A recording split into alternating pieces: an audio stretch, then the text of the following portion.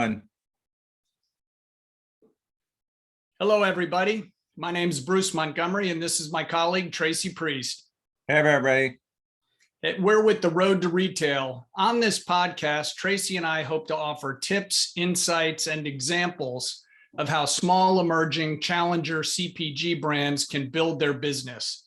Everything from determining if you're ready to grow, where to start, how to prove it online, how to go about securing distribution at a national retailer, driving your business through to the consumer. Ultimately, that's where you win or lose, and how to go about finding an investor if that's something that's of interest. The bottom line is we would love to help you be successful in highlighting the many aspects of this journey to establishing and growing your brand. Tracy and I have been in this a long time and made a lot of mistakes. If we can save you some of those pain points, it's all worth it. Tracy? Yes.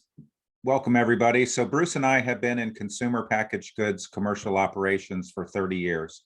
And what we mean by commercial operations is sales, marketing, trade marketing, product development, distributor management, broker management. We've done a lot, acquisitions, divestitures, and really the purpose and passion here for us at Road to Retail is to share those insights and experiences with you, our audience, small and emerging brands. Also on our episodes, we interview friends and colleagues from the industry. And today we've got a fantastic guest. Bruce, would you like to introduce our guest today? Indeed, indeed. With us today is the CEO of BIOHM, Afif Ghannoum. I've had the pleasure of knowing Afif for a couple of years, and he is building a wonderful company with his colleagues. And I'm going to let Afif tell you more about himself, his firm, and then we'll jump into today's discussion. Afif, thanks so much for joining us today and really appreciate your time. Tell us a little bit about your firm and the backstory of how you guys have got where you are so far. Yeah, absolutely. First, thanks for having me. I really appreciate it. And honestly, I wish something like this existed when I was first getting going, because it is unnerving to figure out, how to get going. So it's nice to have resources, and podcasts to me have really been a game changer on really finding the opportunity to just learn from people who've already done what you're done. So my background, I'm a biotech attorney by trade. And so the last dozen plus years, I've basically translated science out of a guy I know pretty well, my dad, out of his lab at Case Western School of Medicine into consumer health goods. So at BIOHM, basically what we did is we turned his research in fungi's role in the microbiome and gut health into the first line of products and tests that look at the dual role of bacteria and fungi in the gut. So we have a line of probiotics, we have ancillary products like super greens, things like that, but also microbiome tests. And so through that, we do a lot, obviously, in the consumer side, but we also do a lot in the B2B side as well. So what about that product set, Afif? Again, I've had the privilege of looking into your business and speaking with you a bit over the last couple of years. Can you take that down a level for in consumerese, why this is important and how that helps them live, a healthier daily life? Yeah, I think so I used to be in oral care, which I'm sure we'll talk about a little bit. The difference between oral care, where it's like, I'm trying to keep my teeth clean or my gums, or I'm trying to kill germs in my mouth, something like that, versus digestive health is really tricky. You can have digestive issues for all sorts of reasons. It can be genetic, it can be your diet, it can be even the way you sleep or how you get stressed. So the problem with that is it's very difficult for people to figure out what products should be helpful to them. And so a lot of times what we've learned is the consumer really is guessing. They're looking at a private label product, they're kind of just grabbing something randomly, but there's no confidence that what they're buying will actually help them. So we try to address that through microbiome tests that really gives them an insight into what's going on in their gut. Sometimes people realize my microbiome is pretty balanced, but it's because I'm highly stressed. So it's not about optimizing their diet or using a supplement. It's about really controlling their stress, right? So really delivering actionable insights. And then obviously from there, offering product solutions. And one thing we say in the dietary supplement world is that supplements should be I'm sorry, they should be a supplement to your diet, right? Like you really, I think the consumer starting to realize is anything sort of putting itself out there as a silver bullet usually is not, right? So it should be part of a broader picture. And we try to talk about that. I think that's one of the things that really makes it stand out is that everything we do is based on, NIH grade science. Great. Tracy? Yeah, so Afif, my first question today is, so as the CEO of BIOHM, what's the best advice you would give a small emerging brand just starting out at retail? Yeah, so as a little bit of background, the first thing in my previous company, which we started in 2010, it was really before the age of a mature e-commerce world. So I don't even think Shopify existed. Amazon existed, but you really couldn't sell on there.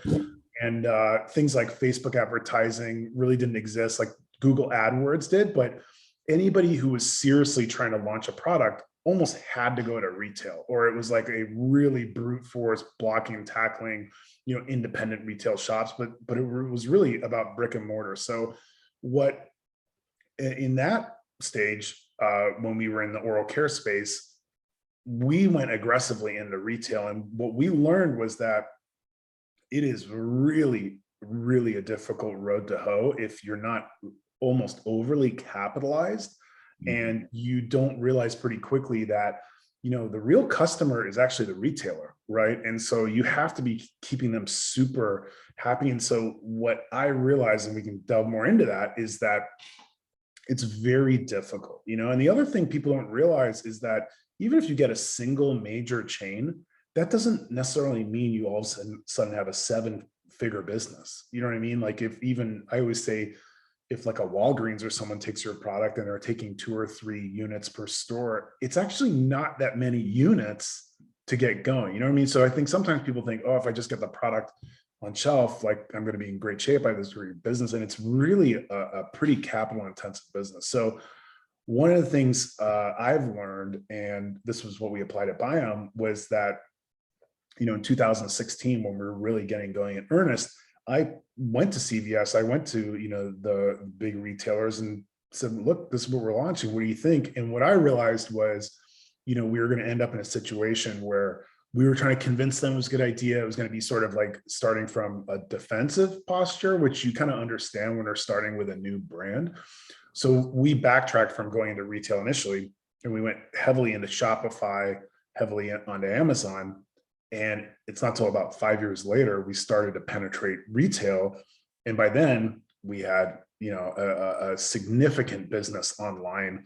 We had, thousands probably of reviews that retailers could look at. We had thousands of ambassadors that when we go back to the retailers, it's a much warmer conversation, so that's a long-winded way of saying, for me, I think it's very difficult if you're, not someone who's got either a huge track record or a gigantic amount of money going into retail. That's a different story. But for your average person trying to get into retail, I think you have to be very methodical about it. So I don't think it's a bad idea to first prove the case out on Amazon or online and then go into retail.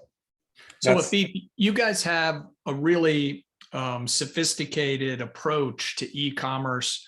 Can you tell the folks a little bit about the decision-making you guys made between, direct to consumer yourself versus these other platforms, and maybe where did you go first and why? Yeah, so I get asked all the time, like, so I'll get a lot of people, because some people will view what we've done as really, we have an expert, behind the brand, which is my father, Dr. Ghannoum. And we've leveraged that to launch a book. He had a best-selling book on the microbiome to launch products. So I'll oftentimes get people from like an expert view come talk to me like, well, how do I go about this? And what the first thing I always ask is like, is it just you? Do you have a team? What are you willing to actually invest in this? And depending on that, a lot of times I will steer people towards picking a single channel, whether it's Shopify, whether it's Amazon. And honestly, even then, you got to understand the infrastructure, because even if you launch Shopify, it seems so easy. Like, oh, you could have a Shopify site up in a day. The problem is that's where the work begins. You got to set up the site.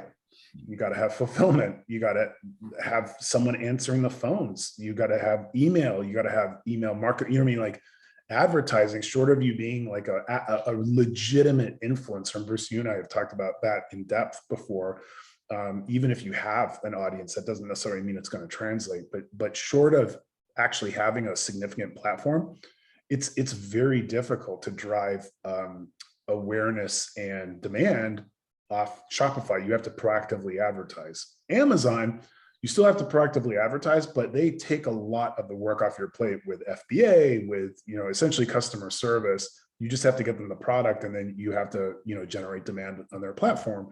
But it's a discovery engine. People are going to Amazon to look for products or look for solutions. That's a real opportunity for you, you know? So what I always say is you got to look at one channel and just absolutely nail that before expanding. And really that's what we did. We started first, you know, truly on Shopify, because we got a lot of really high-end press when we launched. Like the day we launched, within 2 days of us launching, Goop ran a major article on us.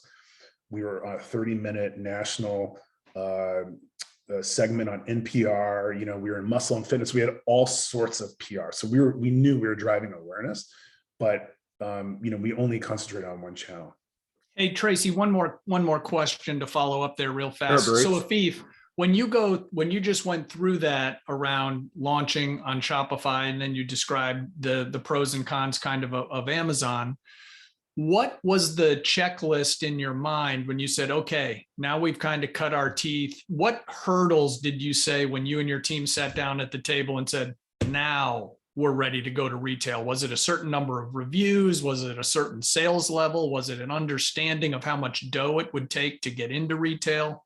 No, that's a great question.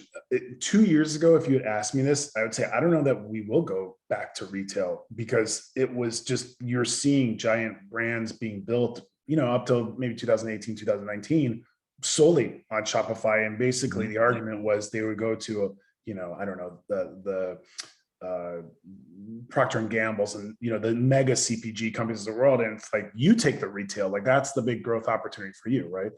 What changed everything though was not only has D2C gotten shockingly competitive, but because of all the privacy changes with iOS 14 with Apple, it's just gotten a lot more expensive. So all of a sudden you had where, like, you know, sort of the golden era of direct to consumer, where you had the Warby Parkers of the world launching these enormous brands because it was very cheap to advertise online, to all of a sudden, maybe not parity with television advertising, but all of a sudden it was 5x more expensive than it had been.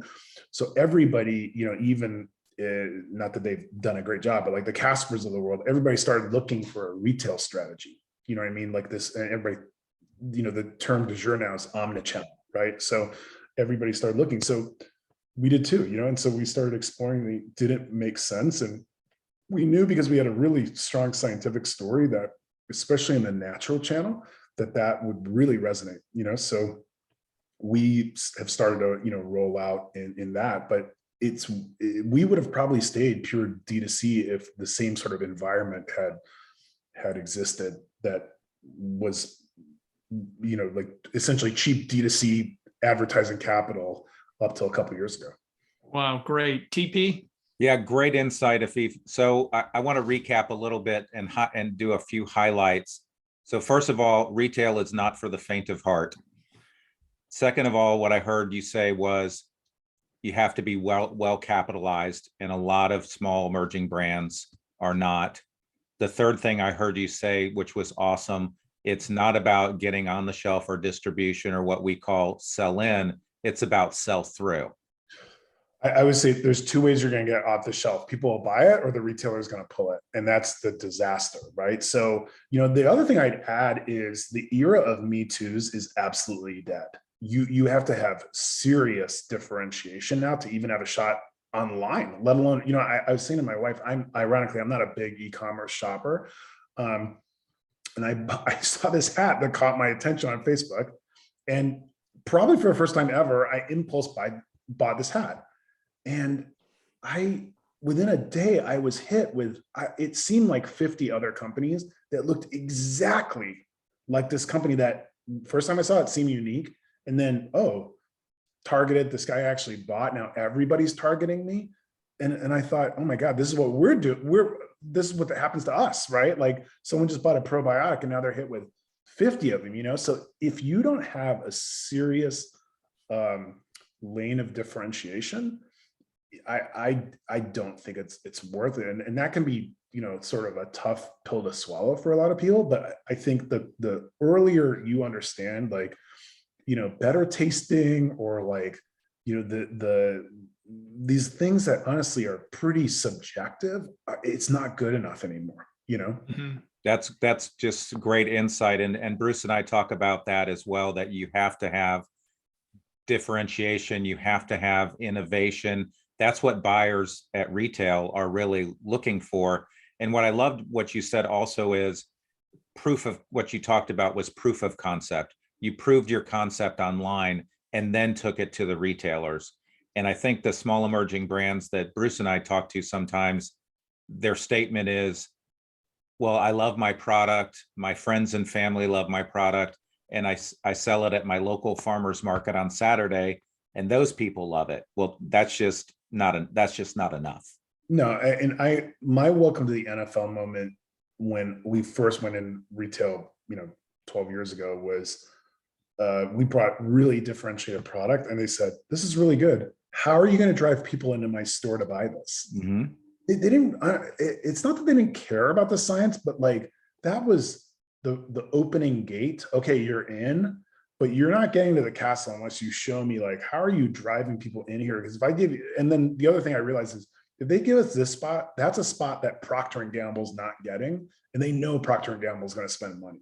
So that's what you're competing with. Like, you know, it's the most expensive real estate in the world. You know, someone once said, I was like, oh, that makes a lot of sense. You know, those sort of 2 inches where a SKU can go, or yeah, it's interesting, Afif, because Tracy and I did a series of interviews with large retail buyers at the start of Road to Retail, and one of the people had a great soundbite, and they said, when I speak to a brand, I don't care if it's Procter & Gamble or Bruce's excellent brand, I only have two things that I manage: my time and my space. And are you going to help me do that well? Because right. To your point, if I'm going to do it crappy, they're going to stick with, you know, the Clorox or the big guys that they know at least have the dough to play the game and wait me out, unless I have a true meaningful point of difference and a demand plan to push it through. Well, and the other thing too, I realized is probably the least convincing is I'm better than what you have on shelf, because no, that's doing fine. Show me how it's going to add more dollars, not replace these dollars, because then I'm just taking a risk that what you're saying is right, you know? So it's all about accretive. Like if you add this, it's going to, you know, add X number of dollars to your space. And listen, it's not like buyers have been very kind, especially early in my career. Like if you have something really unique, they do want to work with you. It's not like they don't. But part of it too is just understanding, and this is something I, you know, worked with, as you know, a really good broker at the time, Emerson. Well, they're still a great broker, but worked with them at the time. And I had a partner that had a lot of experience. So some of the things that I think are truly eye-opening to people, I had some, you know, good support around, but that was the economics of dealing with a retailer, like chargebacks, this fee, that fee, you know, things that like, what? Like what? Well, I thought you bought this. Do you know what I mean? Things like it's really disorienting, to be honest. And that's a system. It doesn't matter. You know, you just have to understand. And the beauty of retail is if you can hit that hurdle rate, there's nothing like it in the world. You know what I mean? Like, but you got to get past that critical mass point. So Afif, you touched on a couple of times, directly or indirectly, the need for money to play the game and play it well, and to have the staying power to survive they're going to happen, right? You're going to hit speed bumps, dry spells, whatever you want to call it. As you look to continue to build BIOHM, you know, what kind of checklist did you have? It's like, hey, I now have a good enough story to go try to find an investor, And or what do you look for? What do you recommend small brands look for? Because we hear everything from, I just need money, I know exactly what to do, to people that want truly value added capital. They've got the money, but they also have a skill you don't have, or they have great relationships, or they've been wounded in battle like 10 times, so they can help prevent you from getting wounded as well. So what's your view? Yeah, so taking a half step back from that, the first thing that's utterly critical is you have to have proper documents to raise money, and that's part of my sort of legal background coming in the view. But I think people really underestimate, especially when they're sort of in like bootstrap mode. It seems it's so expensive, but like, listen, if this works, that's going to be cheapest money you ever spent. Is proper documentation. Everything from not just the documents you need to raise money, but even things like filing for trademarks, things like that people, I'll get to that. There's famous deals that have almost died because a trademark wasn't in place, things like that. And then the other thing is proper accounting. Those are two things from day one. I wouldn't even launch the company if I couldn't afford to do the proper legal documentation. And I always had accountants, doing everything. Why? Because that's critical, especially if you bring in other people's money. You have to have traceability of everything you're doing. Sometimes business is very difficult, is the reality, right? And that's fine, but like, you need to be able to have fidelity in everything you're doing. So that's the first thing I'd say. Then the next layer of that is proper investors. And you sort of said two things. One of the biggest lessons I had was that, especially if you've never done this before, it is very helpful to have people along the way who have a lot of experience. An early mistake I made was thinking that I had to have those people as employees or partners, right? And that's not necessarily the case. There's all sorts of reasons that someone who's very experienced may not be a good partner or a good employee. They've already sort of made it. They're not as hungry, all sorts of reasons. In BIOHM, one of the ways we've dealt with that is while we build sophisticated people on a team level, those people that are sort of the experienced old hand, there's many amazing people that you can bring on as advisors, consultants, like even like an hour a week type thing. That would be one of the first things I do. So sometimes that person's an investor, but I don't necessarily think you need that. So really, honestly, the main thing I'd say when you're looking at investment is this a person that you're going to want to deal with when things are going okay or not great? Because things are going to go okay or not great sometimes. It's just the reality of any type of business. I don't care what it is. And then the other thing is, like, even if they're, what's called an accredited investor, do they understand what it's like to invest in a startup? And that can be an interesting discussion sometimes, where I don't think people, when they think high risk, high reward, really understand what that means, right? So, and it's easy for me to say that. Like, our first checks, again, 12 years ago, were like $5,000, $10,000, right? Because when you're getting going, you'll take, any money to get really going, right? But the more you can really take your time to pick the right investors, it's just going to pay dividends long-term. So the other part of that, though, is people will ask all the time, because we've raised institutional money, institutional being like venture capital, private equity, things like that. How do you meet VCs? How do you, get people to invest? And I've built a lot of business through cold outreach on the B2B side. People I've never met, and maybe 5-10% respond, and we build a big business like that. I was telling someone the other day this. I think out of probably the thousands of cold outreach emails I've sent to venture capitalists, I've gotten like one reply, and it was like sorry, this is not a fit.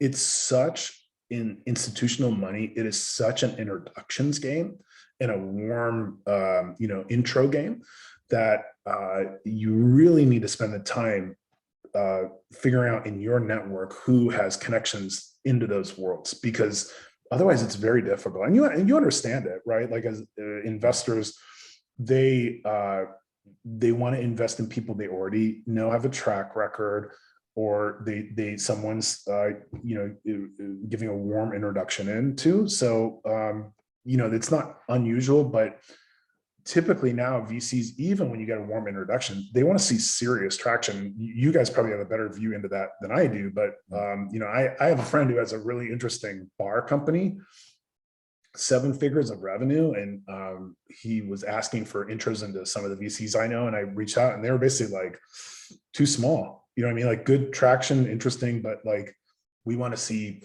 5 million, 10 million in revenue. That's very tough to do. Especially if you don't have institutional money.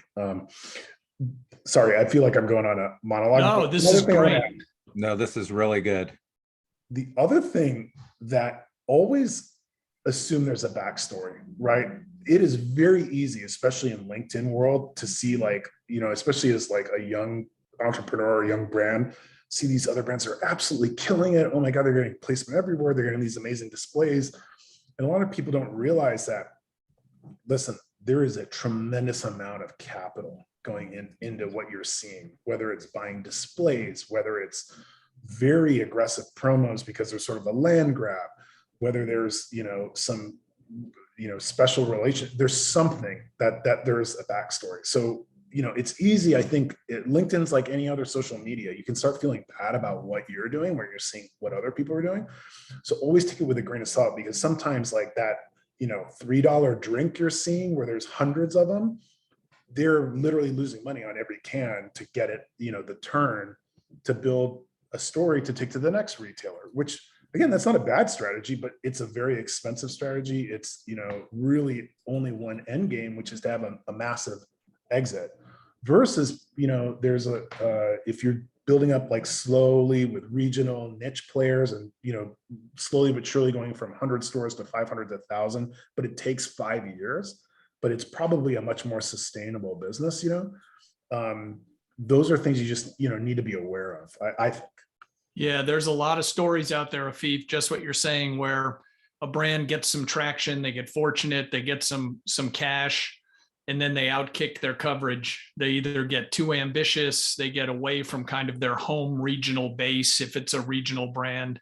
And then everyone wants to talk about growth and sunshine and rainbows, and suddenly it's pouring and you're getting calls and they're telling, to your point about sell it through or they pull it, the calls are, hey, we're thinking of pulling this. So that was great. Tracy?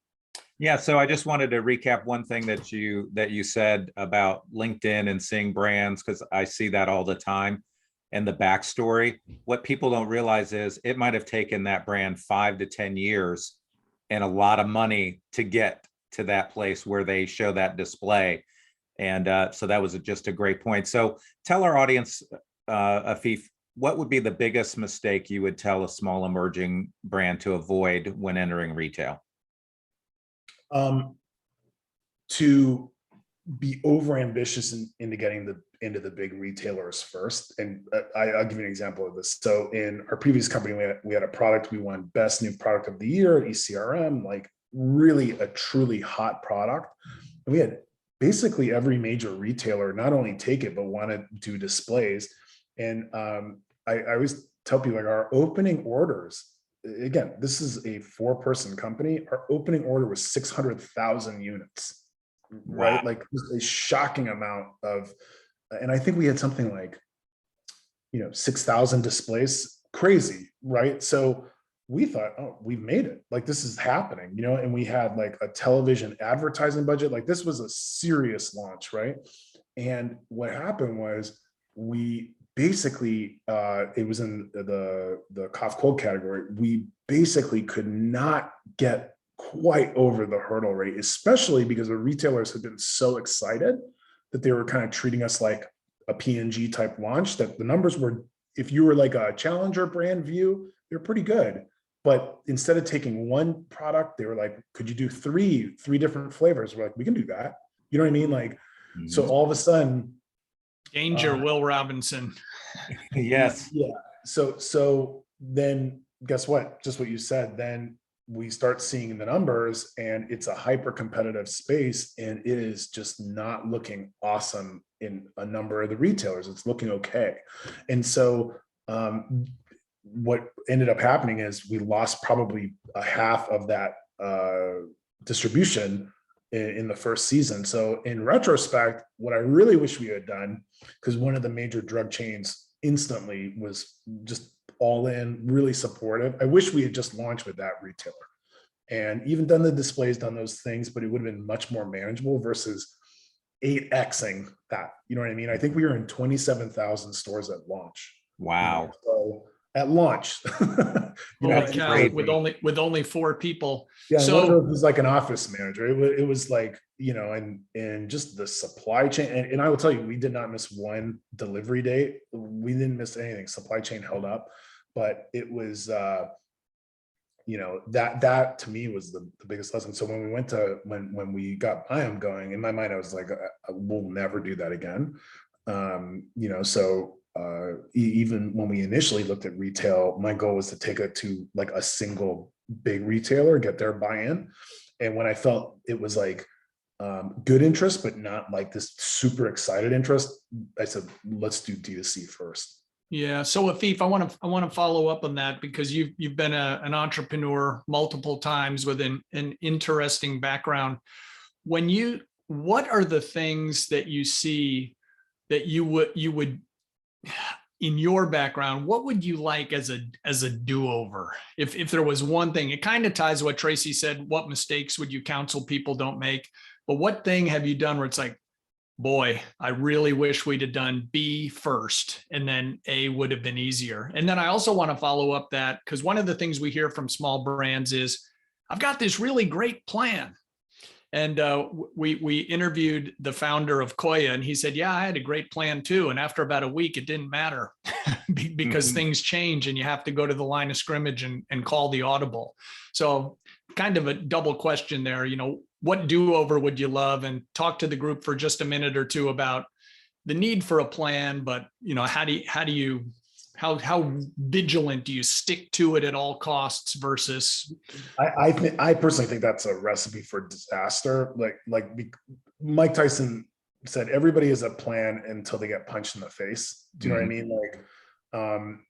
Like, to me, that is so true. You never know, because the problem is there's, like I said, like there's macro realities, like all of a sudden Apple changes privacy settings that literally turns, Facebook advertising on its head, things like that, so I think the problem is, I don't know that I would have a do-over other than, like I said, maybe like launching at one retailer first, but even that's good. It's difficult to, Monday morning quarterback sometimes, because even then, I think we would have needed to raise significantly more capital to get past season 1, because the problem is in the category we were in, there is no sort of like onesie twosie, like you're in the NFL of categories. Like cough cold is just an enormous category. Like you have to be doing national advertising. That's tough to do if you're only in one retailer. You know what I mean? Like, so Right. It's things like that it's very difficult in retrospect to think of, the one thing if we had only done X. You know what I mean? Because then if we launch with one SKU, maybe we don't have the billboard effect at shelf, things like that, so probably the only thing I wish, and part of it is we're in Cleveland, which is not exactly a fundraising mecca. You can still raise money, but sometimes I see these, brands, and they've raised shocking amounts, like out the gate or very early on. That to me gives you a gigantic advantage, because you can figure out a lot, if you have the capital. Sometimes though, that's also not a cure-all, right? Because you can overhire, you can get lazy with your dollars. So it's very difficult to pick one thing to like do over. But I think the main thing is you just have to have grit, and you have to be willing to pivot and make adjustments, to what you're actually seeing on the ground. Awesome. So one last Interesting. question before we close out. Your greatest success. What are you most proud of in your career? I'm really proud that I've have several patents that have issued. I've licensed our technologies to companies ranging from major global pharma to, some of the biggest ingredient companies in the world. And I always joke that like, they don't need Afif Ghannoum in Cleveland, Ohio, unless we really had something, differentiated. So to me, sometimes someone with, a dumpy product can beat you just because they can 10x outspend you, but they can't out innovate really differentiated, science. So that to me is what I'm most proud of, is the innovation. Hey, Afif, Tracy lied because I have one more question. As a small company that's getting started, and again, as a multiple entrepreneur, it's very interesting your perspective. As you build out a team, and you articulated a little bit, sometimes you don't need them as an employee, you get them as an advisor. When you sit at the table and started to build out BIOHM, how did you determine what positions you needed first as your right hand men and women to help you build this thing? So that's maybe one thing I would change is I would have brought someone who's still like mid-career, but maybe they were the second person second guy in command that had a lot of experience scaling. I would have brought that position in a lot earlier. I've usually been a generalist that, if someone, we're all hard workers, we can figure this out, but you can save a lot of not just headaches, but time, bring people in that are experienced, because things that I maybe didn't appreciate as much as I do now, like we brought in a woman, when we started our supply chain in probiotics, I knew nothing about supplement supply chain. I literally was doing like, Google contact forms to suppliers online. Versus now, I have a woman, Jessie McDonald, who came in. She was at another microbiome company through their exit. She's got deep industry relationships, supply chain relationships. Like, that is a giant advantage for us. You know what I mean? Absolutely. So like seeing that come to life, So I think, but that goes hand in hand with you need money to hire people like that. You know what I mean? Like, you need significant capital. So I honestly think there's no right or wrong answer.